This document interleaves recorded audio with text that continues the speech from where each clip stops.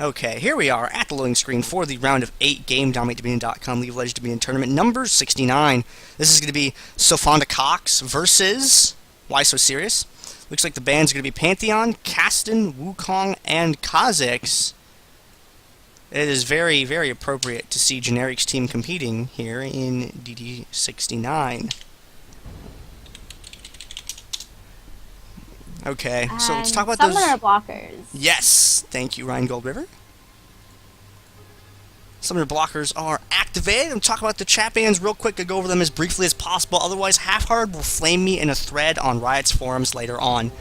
Pantheon, good stun, durable character, global map presence. He's a great champion to play.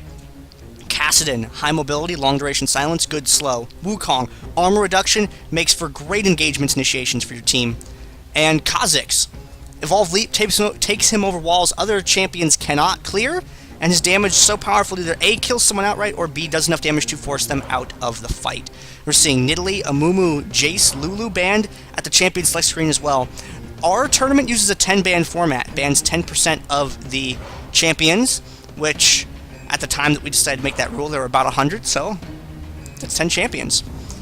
So let's talk about Nidalee, Amumu, Jace, and Lulu. Nidalee, best poke in the game, just hands down. Jace, second best poke in the game, easy. Nidalee gives sustain to her team. Jace is a durable brawler as well. Amumu, a lot of AoE damage, has a stun, brings great crowd control to the team. Lulu, an extremely powerful support in Dominion. She takes really good character to use. Not good character, that's wrong. She takes a really good player to use. You gotta get some practice in to be able to be effective with Lulu.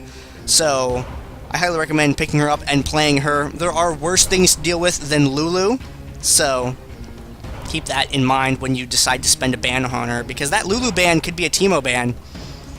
Remember that. That Lulu ban could also... Yeah. That Lulu ban could be any number of other bans, so think twice, because there's not a lot of people that know how to play Lulu out there in Dominion competition. So, you guys gotta start leaving her open once in a while. Strand a team that doesn't know how to play it with it. That'd be pretty cool. Especially when you're playing against Mad Supportal. You should probably leave Lulu open in that case. Yeah, that guy has not been able to play Lulu in a really long time. He's probably going to be really rusty at it. So, might want to give that open and see if you can force them to pick that. Because you know, this is an important thing about ban pick meta. If you leave Lulu open against a team that Mad Supportal is on, they will take Lulu.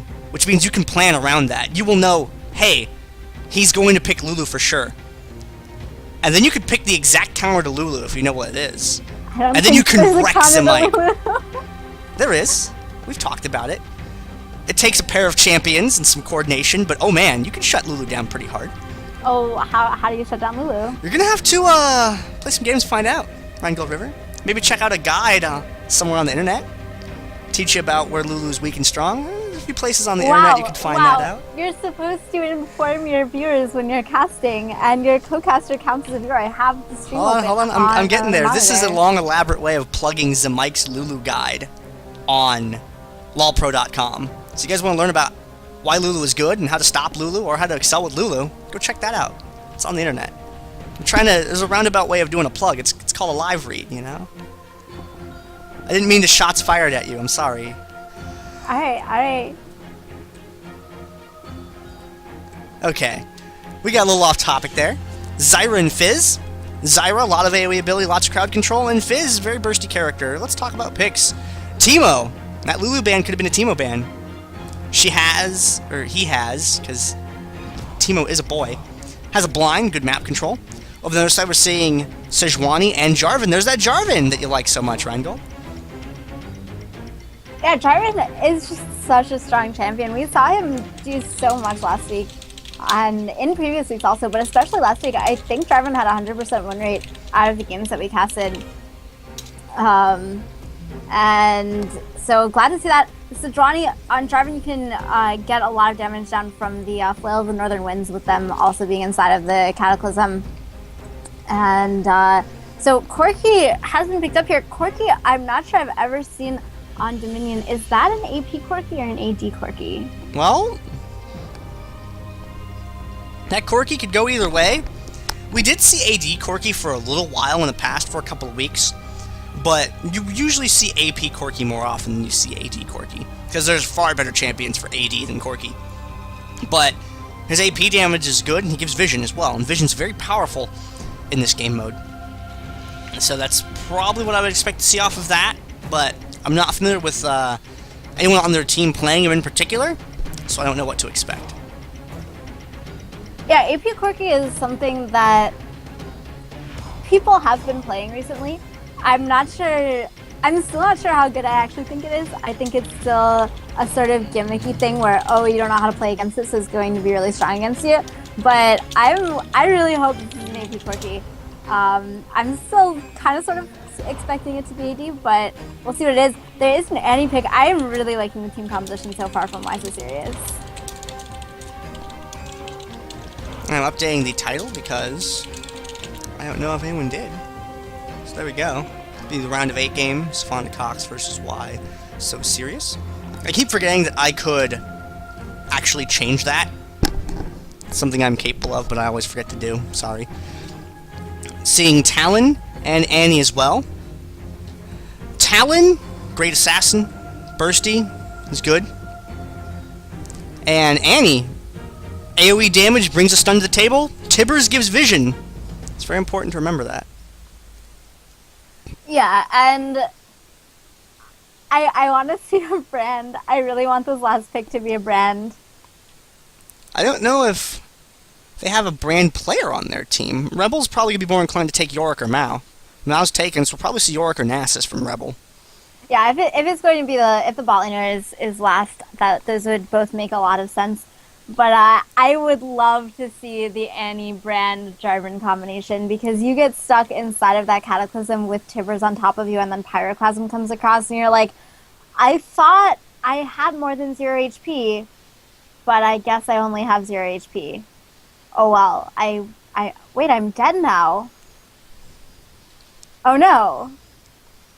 That's sort of how I feel it is to play against an Annie brand Jarvan composition.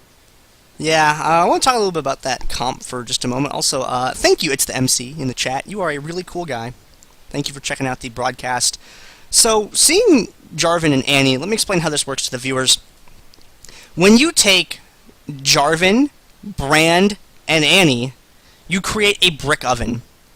Jarvan moves over the enemy team, boxes them in with Cataclysm. Then, Annie and Brand fill that with fire. Cook enemy team to 400 degrees Fahrenheit for a few seconds, and remove from heat. Then consume at your leisure. That's how the game mechanic works.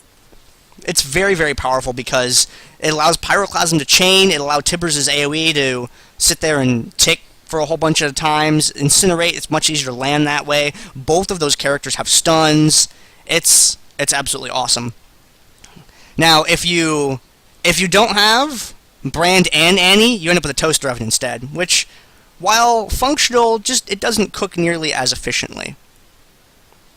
Yeah, it's really getting that combination of damage across the... When you're all kept that close, Brand is going to be able to get his configuration, his E to hit everyone, and then his ult is just going to bounce so quickly, and he's just going to get a ton of damage. And then, of course, the Pillar of Flame also. It's going to be a ton of damage with those two AoE burst fire mages and the Cataclysm. A last-second swap there over to Ignite as they do get into the low screen, so we can take off the summoner blockers.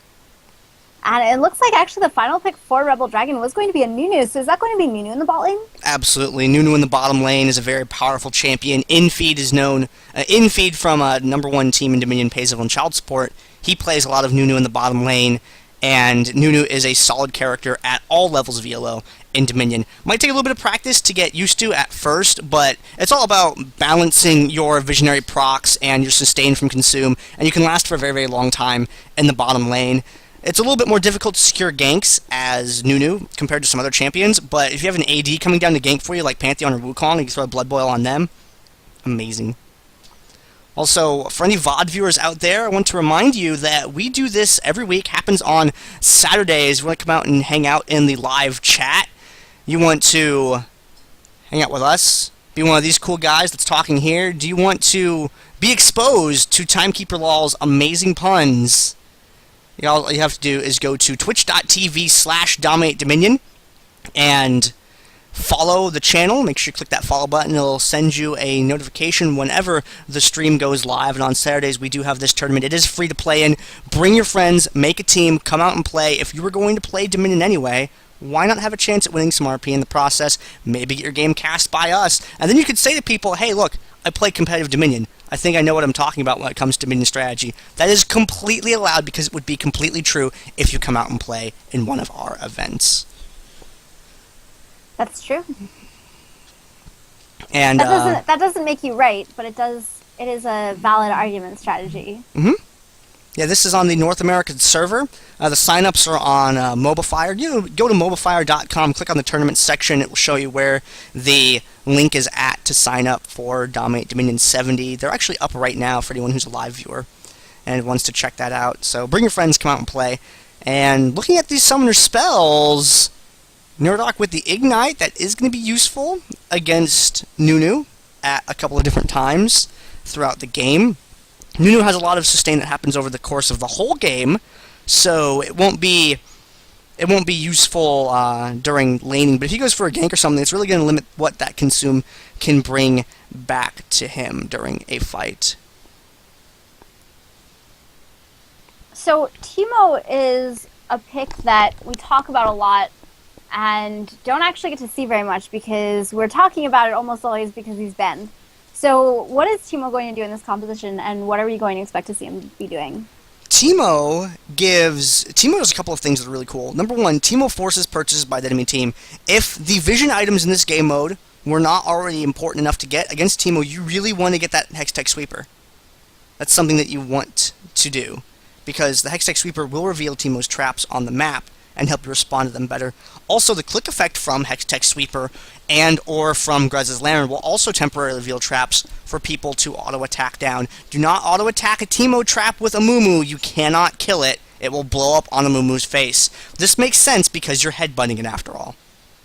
It actually has to do with hitbox's attack ranges, but you guys know what I mean. There we go. Someone asking about Europe in the chat for Dominion. Unfortunately, there is no longer a Europe West tournament on Dominion. The longest running Dominion competition ever, the 4-Players Liga tournament in Europe West, ended a couple of months ago, unfortunately, because of declining player base. And that's why we put on these shows for you, because we want to bring as many people into the game as we can. Anyone who wants to compete, we encourage you to come out and play, because Europe West has some very, very powerful competitive teams, and they no longer have an event to compete in. If you do play on Europe West server, there is a chat channel called Dominion over there on Europe West, but there unfortunately are no active tournaments anymore. But there are some excellent players over there that no longer have an event to compete in. So I want to say thank you every viewer who's out here watching right now, because this would not be going on without you guys here, and we'd be homeless. We would not have a place to compete. That'd be really sad. It would be. Let me go ahead and intro this game. Round of 8 game. It's going to be Sofanda Cox versus Why So Serious. Sofanda Cox on the left side. Generic playing as Zinzao. SNC playing as Corky. Clever Advisor playing as Maokai. Northpaw playing as Teemo. And Nerdok playing as Malzahar. I'm one half of your commentators. I am Gandair. And commentating with me is... I am RheingoldRiver, and the other half of your players is going to be Why So Serious. You saw them in the round of 16, and they won that game. Can they take down Sofanda Cox is the question out. It's Sakuri Ono on Sejuani, Weeks 1 playing Talon, Dens Bridja on Jarvan, Zanaro on Annie, and Rebel Dragon going to be in the bot lane on Nunu. And we will show up in the game as soon as it loads. I guess I will take the second to go on a little bit more about Vision. If you guys want to know about Vision in Dominion, these are some of the 5 most common ways to get Vision in this game mode. Nidalee's Traps, Teemo's Traps, Clairvoyance, Grez's Spectral Lantern, and Hextech Sweeper. There are many, many other effects in the game that give Vision. However, these are the 5 that come up the most competition in Dominion. So please, chat, remain calm. I know about Caitlyn Traps. I know about Phosphorus Bomb. We know about Tibbers as well. We know about all sorts of different things. But I can only fit so many on the screen, guys. And we have loaded into the game now. So we'll take a look at a little bit of that later.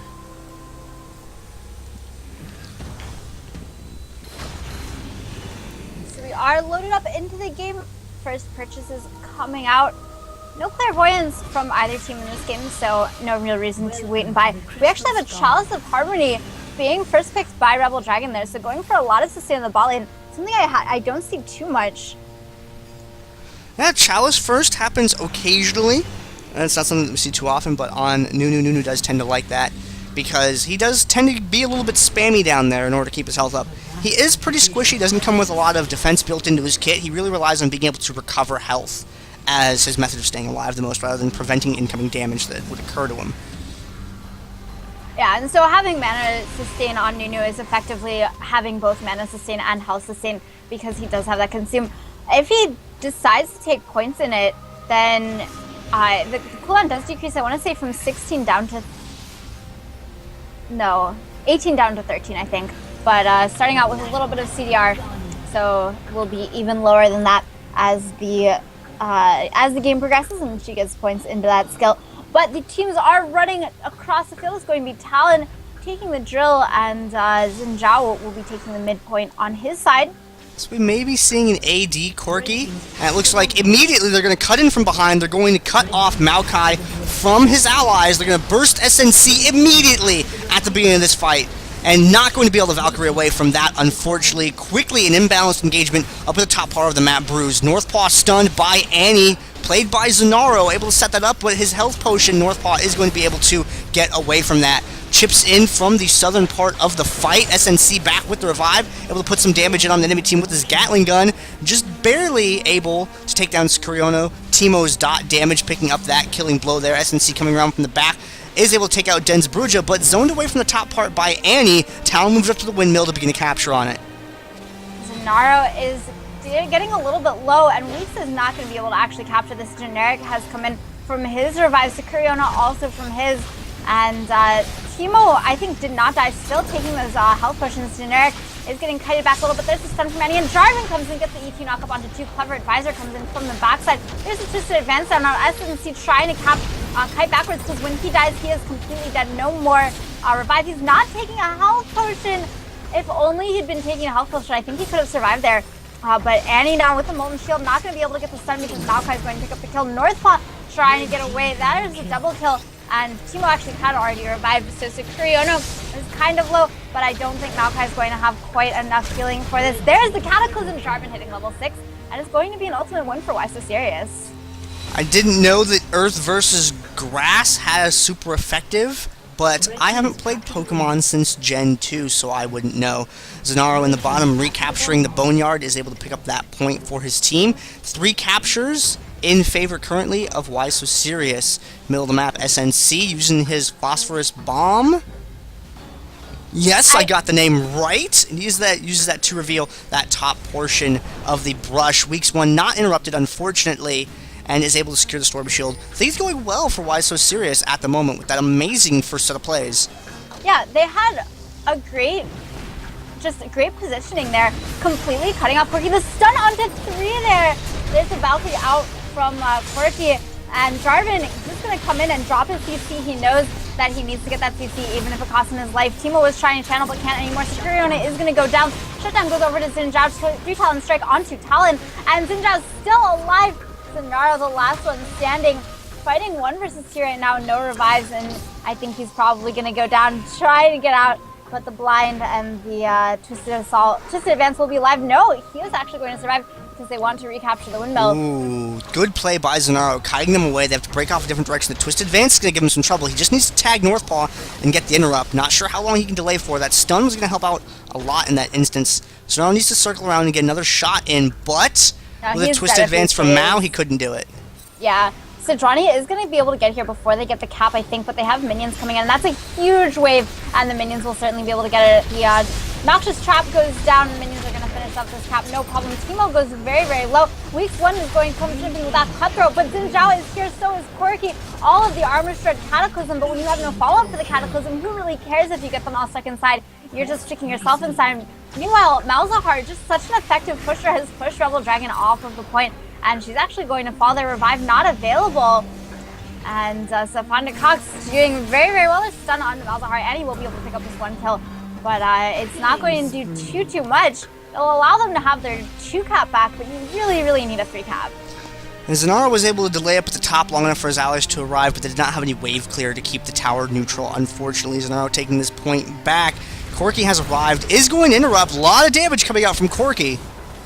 Tibbers comes down with a stun. Exhaust also has 3 pops here. There's a couple missiles and actually dodges the next missile. That saved her life there. And he will be able to survive, go back to base. It is unfortunately not an AP Corki. I'm really sad, but I think AD Corki might be a little bit stronger. It's also an AP Malzahar in the bottom lane. Usually we see AD Malz in that position, but more and more recently we have started to see a little bit more of a prevalence in him being built as an AP champion. Center of the map, both teams looking for a position to engage. They're both staying in the fog of war to make sure that the enemy team does not know where they are. Teemo moving down to this bottom point in between people. Zanaro has a stun. Will he be able to connect with this? I don't think he can catch up in time. So, meanwhile, Jarvan did gank down onto Nerdok there, and the Call of the Void silence comes down. Rebel Dragon actually trailing ult for that full time. There's the EQ knockup onto Teemo. Shield comes down. Teemo with the Noxious Trap does a lot of damage. He gets exhausted though. One more auto attack. No, it's the Ice Blast. Sinja with the Crescent Sweep. Iweek's gonna E forward, pick up that kill. Has the Space Aids on him from Malzahar. Do not remember what it's called off the top of my head. Annie now with the stun onto 2. Great W from her. Malefic Visions it is. Spot on with the stuns. Unfortunately going to be punished by Clever Advisor, but that Molten Shield doing a lot to keep Annie alive in these last couple of engagements. Dodging the missile from Corki once again. Jarvan comes over the wall, wants to close in here, does have his Cataclysm available. There's the stun from Annie, but Dens does not go for it. He decides to fall back to the tower instead. The Nether Grasp from Malzahar picks up that kill onto Annie. Den's trying to defend, but it's 1 versus 3, and there are enough minions to pick up the cap anyway. Double kill for Malzahar. And Sofanda Cox absolutely coming back into this game. Jarvan not using his Cataclysm in that engagement may have had an opportunity to pick up a double with it. However, it seems as if he was afraid of the 3rd champion outside being able to pick up the kill on him had he used it at a time like that. And oh, Rebel Dragon, that was Malzahar's puppy! You ate it! How could you do that? Very good way to limit Malzahar's harass by using Consume on that Voidling. It's very, very useful. Nerdok being Also taken delicious. down. Yeah, very tasty little guy. Up at the top, Weeks 1, doing a good job of keeping things disrupted here with the Shadow Assault and the Rake, dodging the missile from SNC's Corki, taking the other one though. Here. Too many minions here, even if it wasn't 1v4, nothing that Talon could really do there. Jarvan now gonna have to use EQ to get out. Steps on a Shroom there. These Teemo Shrooms, man, they are doing a lot. Sejuani does have a Hextech Sweeper. Will be able to reveal those as Sejuani moves around the map. Moving up towards the center, wants to stop Corki, may be able to do so. Yes, is able to chase Corki away from that center relic. Clever Advisor hanging around is revealed by Zanaro. And they do see that mushroom as well. Getting that vision, yeah. So we'll be able to clear the Shroom, but the Storm Shield does go over there to SNC. So Corki with Storm Shield right now has a Brutalizer. So I know that AD carries can be played on Dominion. How do you usually build them? You build them just slightly more durable than you would build a typical AD carry, and with not as much sustain. You won't be seeing like Bloodthirster because that's not here. You won't see its equivalent Sanguine Blade either very often on an ADC. Fight breaking out up at the top. Weeks 1 has to Shadow Assault back out, re-engages, and is able to help take down Maokai. Begins to chase Xin out of the fight as well. Don't quite have the damage to finish him off. Wow, Sejuani not able to secure the KB either. Wow, that battle cry just healing him just enough, letting him live for a little bit longer. And we saw in the first fight, battle cry was doing wonders for generic, and we still see that. And this is going to be a 5-cap. All members are respawning right now, but I think they do have just enough time to pick up the drill. Already picked up the Boneyard, and Sofanda Cox with a 5-cap. Blue team has captured the drill. Why So Serious can try and dig their way out of this. I see Golly in the chat. Hey man, get at me after the stream, please. North Paul recalling, SNC hanging out to defend on the point a little bit here. Generic on Xin as well. Annie's going to be able to recap that. Sejuani and Jarvan doing a good job of zoning them away, but the engage on Jarvan. Jarvan barely gets away. However, the Twisted Advance connects. Blue team's nexus is The Defense does connect, and that is the kill. Exhaust onto Zanaro is going to secure them the kill. Also, Generic tanking a little bit of turret, doesn't even care. They can't even defend the Jill right now. Sofanda Cox is just so ahead right now. So strong. Maokai with the quick Rod of Ages, going to get just very tanky, a lot of mana there, and building for a Chain Vest also. So he is a very tanky tree and also outputting a lot of damage. And Quirky actually opting for cooldown boots. So this is sort of similar to the blue Ezreal build that we see on Summer's Rift, except on Quirky. It's difficult to get CDR. It's not too well itemized for ranged AD characters. Weeks 1 being chased away has that dot damage on him, but should be able to escape. Oh dear, never mind. Able to catch up just in time to get that last hit in and take him out. Northpaw dancing around the mushroom, using it effectively like a pillar from Gladiator Season 2 in order to break up the fight. And though absolute zero from Rebel Dragon, Northpaw barely able to get out, does a good chunk of damage to Generic in the process. Exhaust thrown down on him. Weeks 1, Generic fighting it out. Phosphorus Bomb not going to be good news for Talon, unfortunately. Timbers! So, I just want to look at this Malzahar build for a sec and say, why does he have this item? Brutalizer, it helps the dog out a lot. It's very useful for the Void Lane. Okay, what about the Spirit Visage? Spirit Visage, it gives MR and cooldown reduction. Cooldown reduction is great. It gives you extra healing from the health relics that are in the bottom lane, so it adds to your state. Triple Voidling for a moment, that was really cool. It gives a lot of cooldown reduction as well. Plus, he needs that magic resistance up against Nunu. It's very useful. Okay, so a sort of tanky AD Malzahar build? Yeah. And you notice that he sold off. He had a fights going on the top part of the map. It looks like Nunu was swept away from that point. Bottom lane, Annie is going to neutral this. Nope. Just barely not going to be able to secure that. SNC being able to connect at the last possible second to save that from happening. And Weeks 1 being sent back to some other platform. Looks like they're moving over towards the drill to defend it now. Sofanda Cox been in a great position these last couple minutes in the game. And then keep this up, they should be able to take this home no problem. Generic playing a bruiser, I am just as confused as you guys are. Zanaro comes in, couldn't quite get the stun there. Maokai with a knockabout through. There's the absolute zero being channeled. He is blinded, doesn't really care. This could maybe be a fight that Wise Series could win. But Corky just has too much damage right now. Double kill, should be able to pick up the triple. There's the stream from Timo. Triple kill for Corky, and Northpaw lives. Yeah, it did not.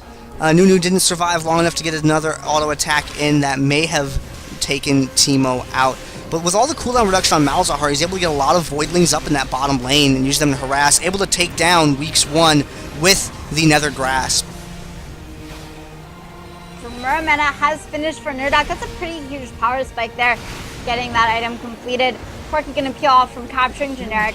Gonna finish off the cap there, so a 4 cap again for Sofanda Cox. Rebel Dragon gets the Ice Blast off. I thought I saw an equalizer there for a sec, but it was of course just the Cataclysm.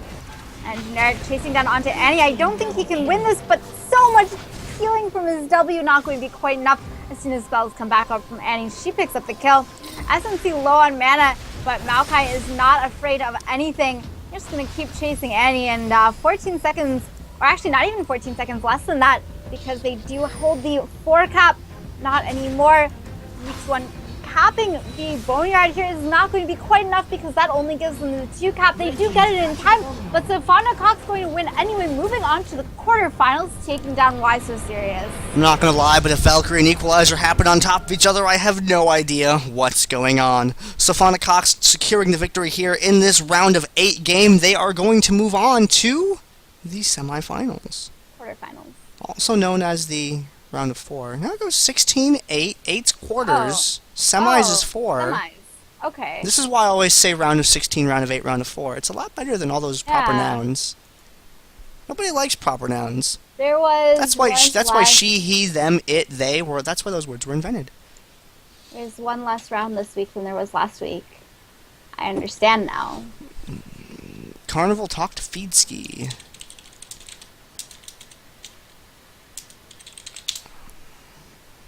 Okay. Let's take a look at the score screen here. Seeing question, would TF and Karma be good in Dominion? People like Karma a lot. There's a couple players in the community that are a big fan of Karma, especially now Descent in particular. She gets used a fair amount there. And Twisted Fate can be good, but he's daunting. Like, you need a certain level of skill to be able to play Twisted Fate very effectively, and the margin for error with him is pretty low. He can be very good, it requires a lot of precision. I remember Toodles playing an excellent Twisted Fate some number of tournaments ago. Made it look extremely powerful. I don't know who's played him recently in competition, though. Looks at damage dealt to champions. Malzahar and Corki out in front, not too far ahead of their allies. And let's go ahead and take a look at time spent dead. Graveyard hero this game is going to be Jarvan. So we are going to cut to a commercial really quick, and then we will be right back with the round of 4 game.